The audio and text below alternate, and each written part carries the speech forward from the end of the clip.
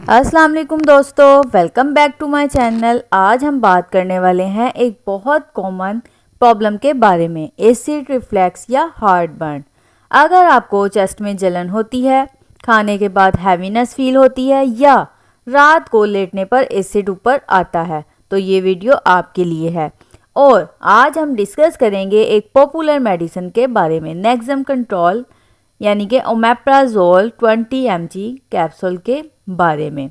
क्या ये वाकई इंस्टेंट रिलीफ देता है, कैसे काम करता है और क्या ये सेफ है या नहीं, सब कुछ डिटेल में जानेंगे, सो वीडियो को एंड तक ज़रूर देखें।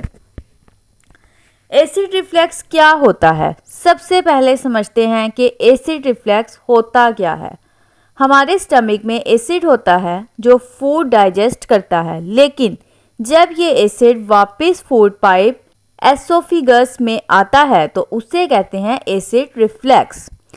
इसके कुछ कॉमन सिम्टम्स होते हैं: सीने में जलन, हार्ट बर्न, मुंह में खट्टापन, गला जलना, खांसी या इरिटेशन होना, रात को प्रॉब्लम ज़्यादा होना।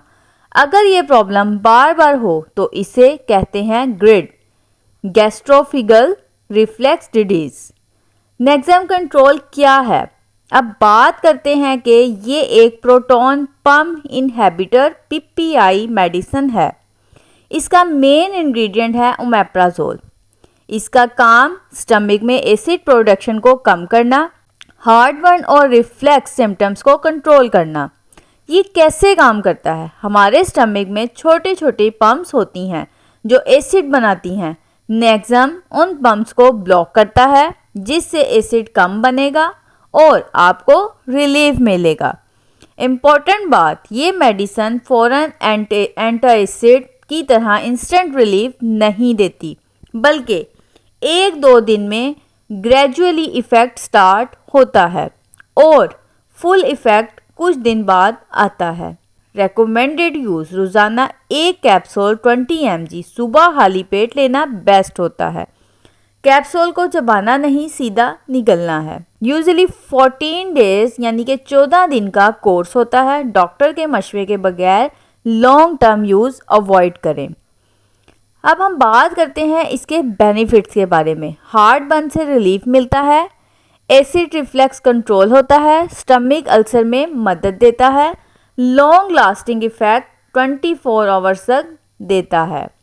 अब हम बात करते हैं, जब किसी चीज़ के बेनिफिट्स होते हैं तो उसके साइड इफ़ेक्ट्स भी होते हैं। तो अब हम बात करते हैं इसके साइड इफ़ेक्ट्स के बारे में। हर मेडिसिन की तरह इसके भी कुछ साइड इफ़ेक्ट्स हो सकते हैं। कॉमन साइड इफ़ेक्ट्स में हेडेक, नोज़िया, गैस या ब्लॉटिंग, और रेयर साइड इफ़ेक्ट्स में vitamin B12 deficiency long term use से हो सकती है। Bone weakness long term use में हो सकती है, इसलिए बिना डॉक्टर के एडवाइस के लंबी ड्यूरेशन तक यूज़ ना करें। कौन लोग इस कैप्सूल से अवॉइड करें? प्रेग्नेंट या ब्रेस्ट फीडिंग वुमेन डॉक्टर से पूछकर इस्तेमाल करें।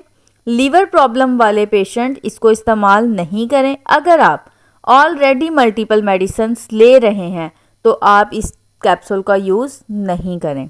लाइफस्टाइल टिप्स, मोस्ट इम्पॉर्टेंट बात, मेडिसिन के साथ साथ लाइफस्टाइल चेंज भी ज़रूरी है।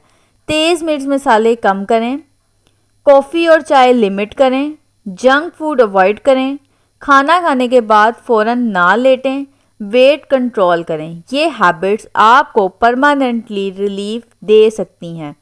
क्या ये सेफ़ है डेली यूज़ के लिए? शॉर्ट टर्म यूज़ सेफ़ है, लॉन्ग टर्म सिर्फ डॉक्टर की सुपरविजन में।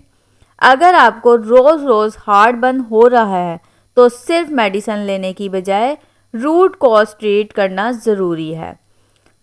नेक्सम कंट्रोल एक इफ़ेक्टिव मेडिसिन है। एसिड रिफ्लैक्स और हार्ट बर्न के लिए काफ़ी लोगों को रिलीफ देता है, लेकिन ये परमानेंट सॉल्यूशन नहीं है। लाइफस्टाइल चेंज ज़रूरी है।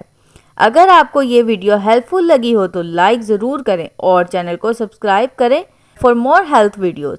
अगर आपको कोई क्वेश्चन है कमेंट्स में ज़रूर पूछें, मैं ज़रूर रिप्लाई करूँगी। अल्लाह हाफिज़, take care and stay healthy.